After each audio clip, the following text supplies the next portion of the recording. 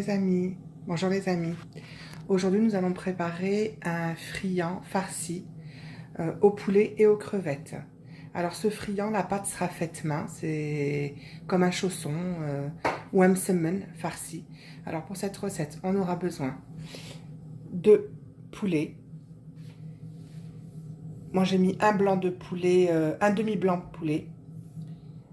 J'ai 3 carottes, un petit peu de crevettes, du persil, 4 oignons nouveaux, vous pouvez mettre des oignons secs, un morceau de gingembre et le jus d'un demi-citron, des champignons coupés très petits, des olives coupées en tranches, de l'ail, du persil. On aura besoin de paprika, de gingembre, de poivre, de sel, de l'huile d'olive. Et pour la pâte, alors c'est très simple. Pour la pâte, j'ai mis 500 g de farine, une cuillère à soupe d'huile d'olive, une cuillère à soupe de beurre, un petit peu de sucre, un petit peu de sel et de l'eau chaude, tiède. Et j'ai mélangé ma pâte jusqu'à obtenir une pâte bien malléable, élastique et malléable, comme ceci. Vous voyez ? Et je la laisse reposer le temps de la cuisson de ma farce. Alors, on commence par mettre un wok, une poêle sur le feu. On laisse chauffer notre poêle. On y rajoute un petit peu d'huile d'olive.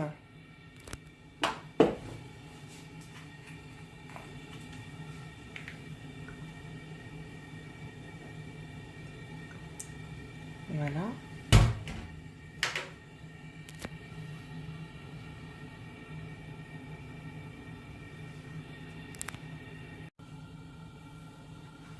Alors, on rajoute nos oignons, notre ail. On fait revenir le sucre.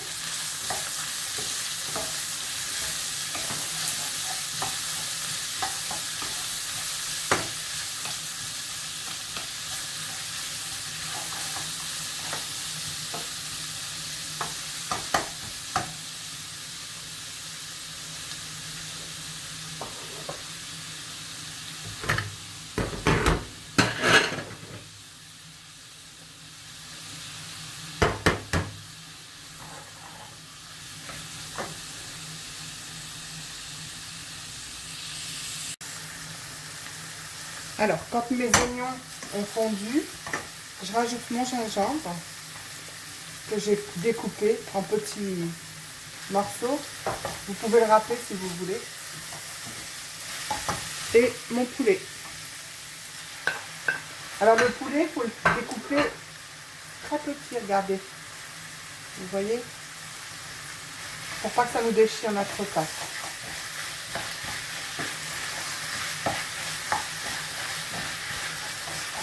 Je rajoute mes champignons aussi découpés en tout petits.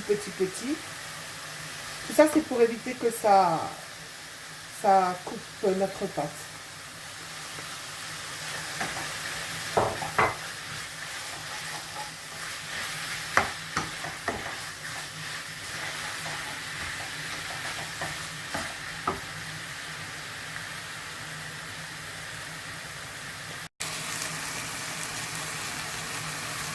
Alors, quand mon poulet est cuit, je rajoute mes olives.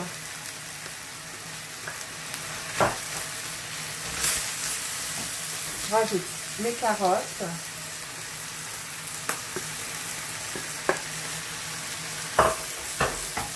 Le sel.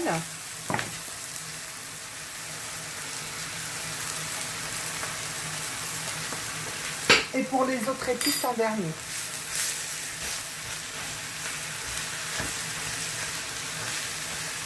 Alors, on fait cuire un peu nos carottes, mais pas trop, il faudra les laisser croquantes.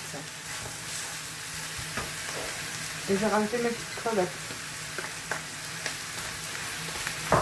Comme elles sont congelées, je vais les laisser fondre un peu.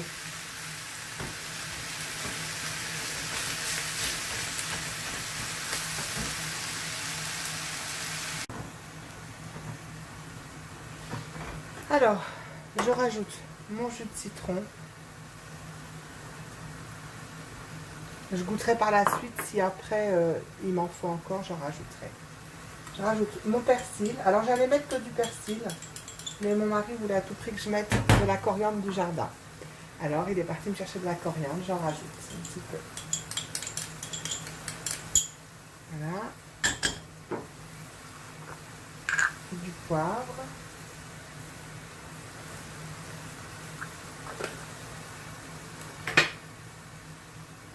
Du gingembre. Il y en a qui vont dire gingembre frais, gingembre en poudre, mais j'aime beaucoup prendre les deux gingembres, frais et en poudre. Ça donne pas du tout le même goût. Et un petit peu de paprika. Et après, vous pouvez rajouter, si vous voulez, du piment. Moi, je vais en rajouter, mais c'est facultatif.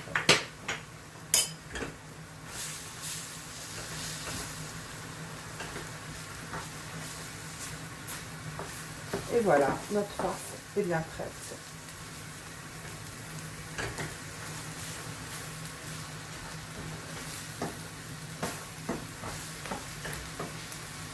Je vais rajouter un petit filet d'huile d'olive.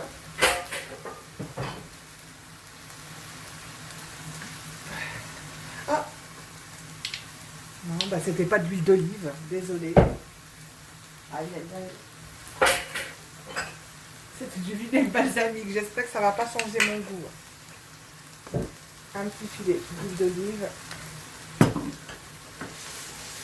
Non, j'espère que ce vinaigre balsamique va pas me changer le goût de ma farce. Voilà ce que c'est quand on est pressé. Mais bon. Non, une bonne odeur.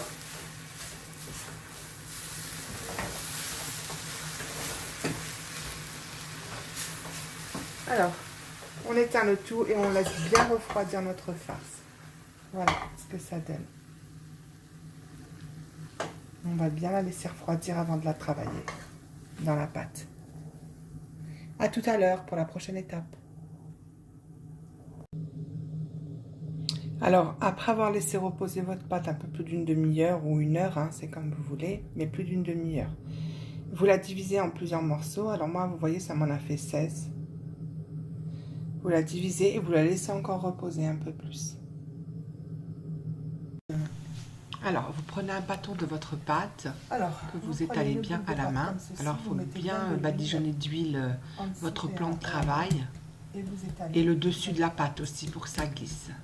Et vous tirez tout doucement. Il faut l'étaler jusqu'à qu'on puisse voir le sol de votre plan de travail.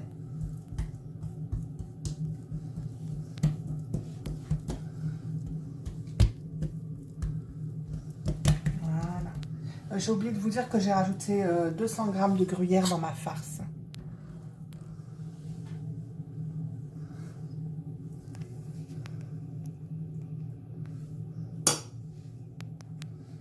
On va rajouter une tranche de fromage à hamburger, mais bon, c'est facultatif. Hein, si vous n'en avez pas, vous n'êtes pas obligé d'en mettre.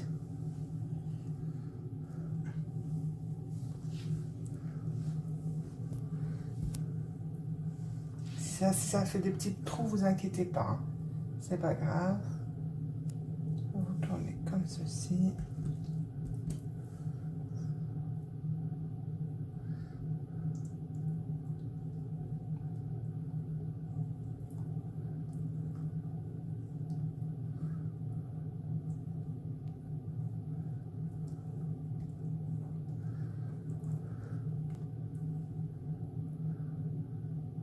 Vous essayez bien de bien tirer la pâte à la fin.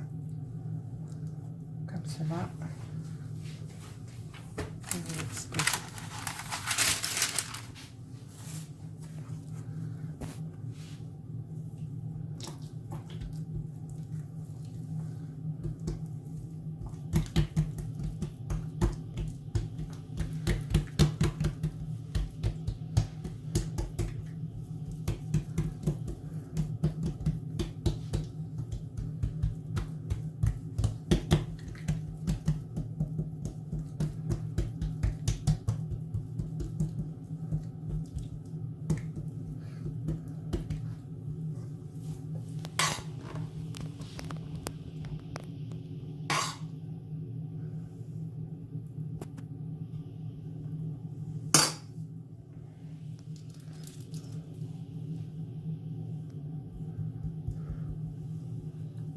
rabattez vos côtés.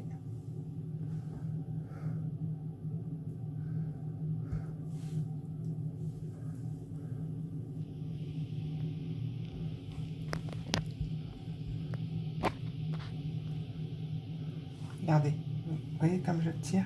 Tirez bien votre pâte comme cela.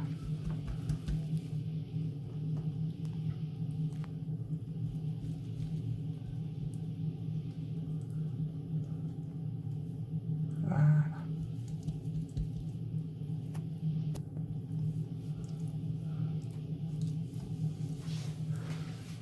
Essayez de rabattre aussi sur les côtés.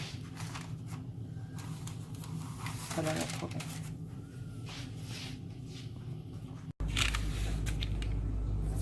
Alors, quand vos petits chaussons sont terminés, vous prenez un œuf que vous battez. Vous rajoutez un petit peu de soja si vous avez. Un petit filet de soja. Ça va donner une très belle couleur à vos chaussons. Et vous les badigeonnez un par un. Et vous disposez par-dessus du pavot ou bien du sésame, ce que vous avez. Et vous mettez votre four à chauffer entre 180 et 190.